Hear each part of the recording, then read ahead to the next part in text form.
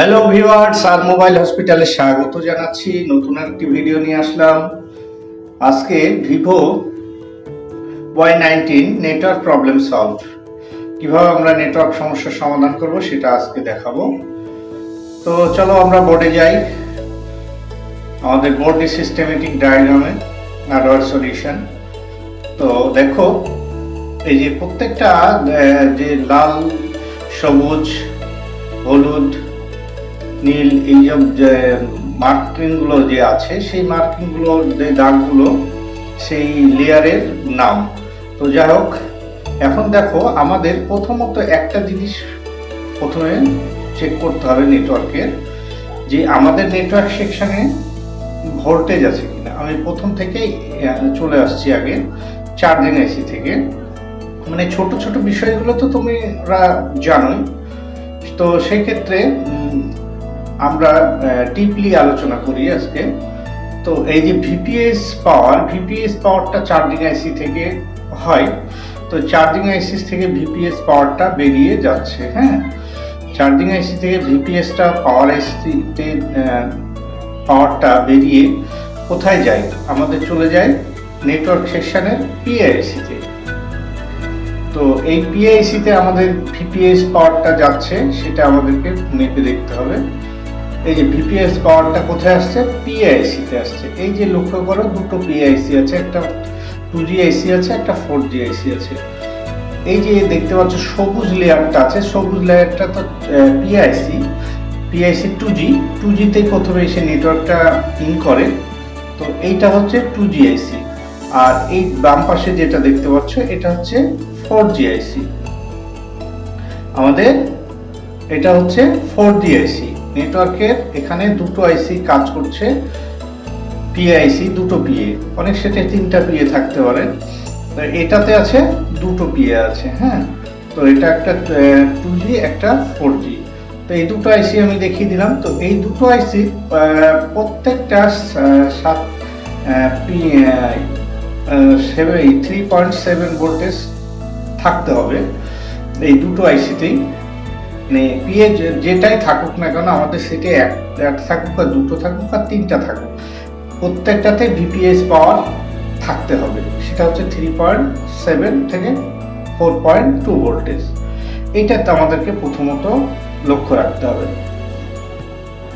তো তাহলে ভোল্টেজগুলো আমাদেরকে প্রথমত আমরা চেক করে নিব। ভিপিএস পাওয়ার যে ভোল্টেজ দুটো, সেই ভোল্টেজ দুটো আগে প্রথমত চেক করে নিব। তারপরে যে প্রাথমিক যে কাজগুলো আছে, অ্যান্টেনারের সিগন্যালটা অ্যান্টেনার সকেট থেকে পিআইসিতে ঠিক মতো ইন হচ্ছে কিনা সেটা তো আমরা দেখে নিব। এটা তো সবাই জানে, ছোট কাজ, তা আমি ডিপলি আলোচনা করছি।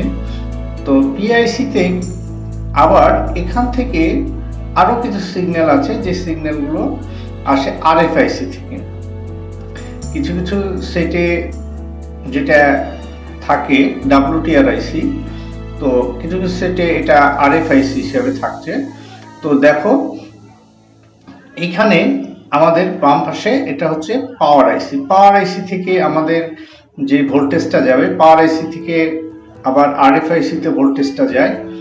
আরএফআইসি থেকে আমাদের চলে আসবে পিআইসি তে। আরএফআইসি থেকে দুটো ভোল্টেজ পিএ তে যোগ হবে, 1.81 ভোল্টেজ। এগুলো পিআইসি ডাব্লিউটিআর আইসি অথবা আরএফআইসি আউটপুটে হবে। তো যাই হোক, এই যে প্রত্যেকটা সিগন্যাল, প্রত্যেকটা বল থেকে যে লেয়ারগুলো বেরিয়েছে, যে ট্র্যাকগুলো আমরা দেখতে পাচ্ছি, সে কালারিং যে ট্র্যাকগুলো, সেই ট্র্যাকগুলোর প্রত্যেকটা লেয়ারকে আমাদেরকে একটা একটা করে মেপে দেখতে হবে। প্রত্যেকটা লেয়ারে কিন্তু এগুলোর সিগন্যাল আমরা দেখতে পাবো, যেগুলো আমাদের কন্টিনিউটি মোডে রেখে মাপতে হবে। আর ভোল্টেজগুলো মাপলে তো আমাদেরকে ভোল্টেজে রেখে মাপতে হবে। যেগুলো কানেকশনগুলো চেক করব, কানেকশনগুলো সবসময় আমরা কন্টিনিউটি মোডে রাখবো। আর যখন আমরা ভোল্টেজ চেক করব, তখন আমরা ডিসিতে রেখে আমরা ভোল্টেজটা চেক করব। তো আমাদের প্রত্যেকটা জায়গার এই কন্টিনিউটি দেখবো, কানেকশন মানে কন্টিনিউটি মানে কানেকশন। তো যাই হোক, তারপরে ভোল্টেজগুলো চেক করব, প্রত্যেকটা ভোল্টেজ ঠিকঠাক আছে কিনা, কখনো যদি ভোল্টেজ দেখা যাচ্ছে 0.1 ভোল্টেজ 2 পয়েন্ট এরকম ভোল্টেজ কম বেশি আসে, সেক্ষেত্রে কোনো প্রবলেম হয় না। যদি ভোল্টেজ ড্রপ করে তাহলে ভোল্টেজই আসবে না, আর যদি ভোল্টেজ আসে তাহলে ঠিকঠাকই আসে। এই হচ্ছে ব্যাপার। তো আমাদের এখানে দেখো যে পাওয়ার আইসি থেকে যে ভোল্টেজ গুলো গিয়েছে, পাওয়ার আইসি থেকে বেরিয়ে সরাসরি দেখো পাওয়ার আইসি থেকে যে পিআইসি যে সিগন্যাল গুলো আসছে, তো পাওয়ার আইসি থেকে সরাসরি ভোল্টেজটা কোথায় ঢুকছে, আরএফআইসি তে ঢুকছে। আরএফ থেকে আমাদের ওই সিগন্যালটা বেরিয়ে বা পিএফআইসি তে ঢুকছে।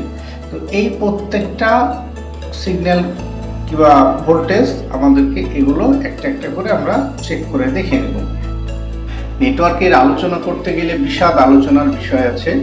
তো এখানে আরো ছোট ছোট যে কম্পোনেন্ট গুলো আছে, সেই কম্পোনেন্ট গুলো ভার্টিক্যাল হয়ে দাঁড়ায়।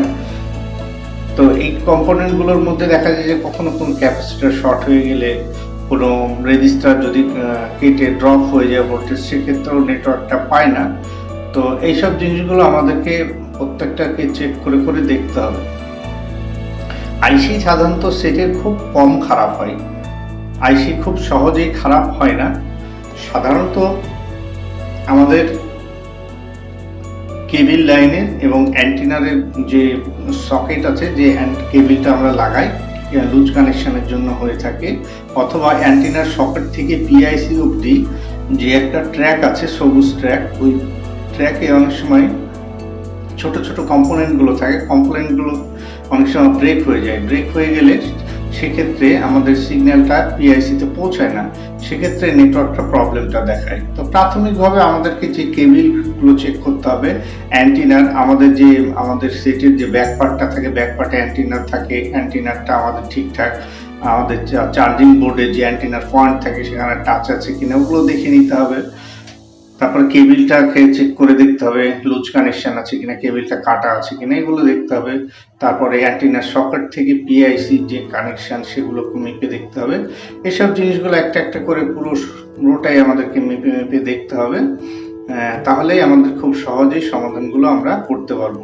তাহলে আমাদের এখানে কয়টি আইসি নেটওয়ার্কের কাজ করছে? মূলত দুটো পিআইসি, একটা হচ্ছে আরএফআইসি আর একটা হচ্ছে পাওয়ার আইসি, আর আরেকটা হচ্ছে চার্জিং আইসি। চার্জিং আইসি থেকে আমাদের আসছে কি ভিপিআইস পাওয়ার, আর যেটা পাওয়ার আইসি থেকে আসছে, পাওয়ার আইসি থেকে সাধারণত 1.78 এই ভোল্টেজটা আসে। তো এই সিগন্যালগুলো আমাদেরকে প্রত্যেকটা ভোল্টেজ সিগন্যাল আমাদেরকে ভালো করে দেখতে হবে। তো আমরা এই গ্রাফটা ধরে ধরে যদি আমরা কাজটা করি, খুব সহজেই আমাদের কাজটা হয়ে যাবে।